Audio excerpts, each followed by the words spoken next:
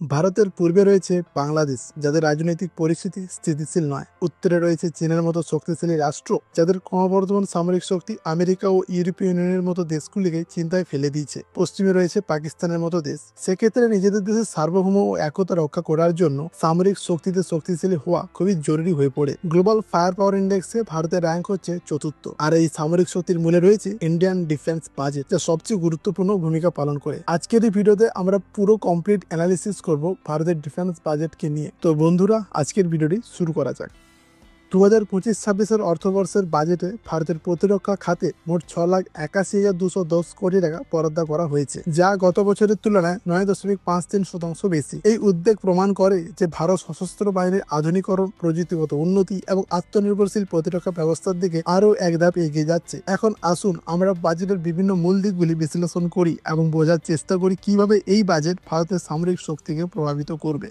ভারত সরকারের মোট প্রতিরক্ষা বিভাগে বরাদ্দ 6,81,210 কোটি টাকা। এটি ভারত সরকারের মোট বাজেটের 13.45%, যা যে কোনো বিভাগের মধ্যে সর্বোচ্চ। এর মধ্যে বেশ কিছু খাতে অর্থ বরাদ্দ করা হয়েছে যা প্রতিরক্ষা বিভাগের আধুনিকরণ, কর্মক্ষমতা বৃদ্ধি এবং সশস্ত্র বাহিনীর প্রস্তুতি করতে সাহায্য করবে। রাজস্ব খাতে ভারতীয় সশস্ত্র বাহিনীর জন্য 3,11,732 কোটি টাকা বরাদ্দ করা হয়েছে। এটি গত বছরের তুলনায় 10.24% বেশি। রাজস্ব খাতের এই অংশ মূলত সেনাবাহিনীর বেতন, ভাতা, খাদ্য, জ্বালানি, গোলাবারুদ এবং অন্যান্য সামগ্রী কেনার জন্য ব্যবহৃত হবে। এটি অত্যন্ত গুরুত্বপূর্ণ কারণ সশস্ত্র বাহিনীর প্রস্তুতি এবং অপারেশনাল কার্যক্রমকে সচল রাখতে এই খাতের অর্থ ব্যবহার করা হয়। এই পরিমাণ অর্থ বাহিনীর বিভিন্ন রকমের রক্ষণাবেক্ষণ, সরঞ্জাম কেনা এবং মজুত সামগ্রীর জন্য খুবই প্রয়োজনীয়। অর্থমন্ত্রী এই বাজেটে এক্স সার্ভিসম্যানদের জন্য 1,60,795 কোটি টাকা বরাদ্দ করেছে, যা 13.87% বৃদ্ধি পেয়েছে গত বছরের তুলনায়। ভারতীয় সশস্ত্র বাহিনীতে প্রায় 34 লাখ পেনশনভোগী প্রাক্তন সেনা রয়েছেন। তাদের পেনশন এই খাত থেকে প্রদান করা হয়। সশস্ত্র বাহিনীর জন্য ওয়ান র্যাঙ্ক ওয়ান পেনশন স্কিমের আওতায় এই পেনশনগুলো সরবরাহ করা হবে, যা তাদের এক ধরনের আর্থিক সুরক্ষা প্রদান করে। এছাড়াও প্রাক্তন সেনাদের স্বাস্থ্য সেবার জন্য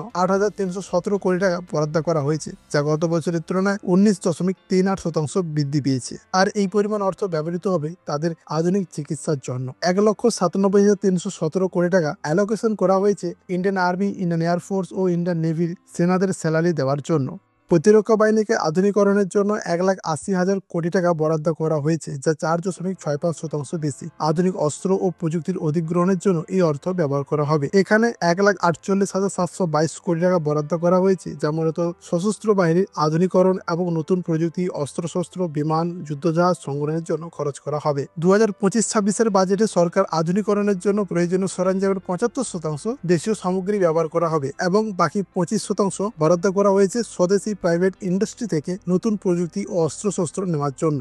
ভারতীয় গবেষণা সংস্থা ডিআরডিও রিসার্চ ক্ষমতা বৃদ্ধি করার জন্য কেন্দ্র 26,816 কোটি টাকা বরাদ্দ করেছে, যা গত বছরের তুলনায় 12.41% বৃদ্ধি পেয়েছে। এই অর্থ ব্যবহৃত হবে নতুন প্রযুক্তি ও গবেষণার জন্য। ভারতের মিসাইল প্রযুক্তিকে উন্নত করা ও হাইপারসনিক মিসাইলের উপর আরও রিসার্চ করার জন্য এই অর্থ কাজে লাগবে। ডিফেন্স সেক্টরে ডিপ টেকনোলজিকে ডেভেলপ করার জন্য DRDO technology development fund flagship scheme করেছে, যা এই বাড়তি বাজেট থেকে সাহায্য পাবে। ডিফেন্স সেক্টরের উপরে থাকা স্টার্ট আপ ইকোসিস্টেমগুলিকে এগিয়ে আসার জন্য আইডিএক্স স্কিমের উপর 449 কোটি টাকা খরচ করবে ভারতীয় সরকার, যা নতুন ইনোভেটিভ আইডিয়াগুলির উপর কাজ করে ফিল্ড অ্যাপ্লিকেশনে সাহায্য করবে, সেটআপ কালচারকে আরো এগিয়ে আনবে এবং আরো অ্যাডভান্স করবে। ইন্ডিয়ান কোস্ট গার্ডের জন্য 9,676 কোটি টাকা বরাদ্দ করা হয়েছে, যা আগের বছরের তুলনায় 26.50% বৃদ্ধি পেয়েছে। Advance light helicopter, Dornier aircraft, fast petrol vessel, training ships, interceptor boat প্রভৃতি ক্যাপিটাল আইটেমগুলো কেনার জন্য 5,000 কোটি টাকা বরাদ্দ করা হয়েছে। কোস্ট গার্ডের বাড়তি অপারেশন ও ম্যান পাওয়ার ডিপ্লয়মেন্টের জন্য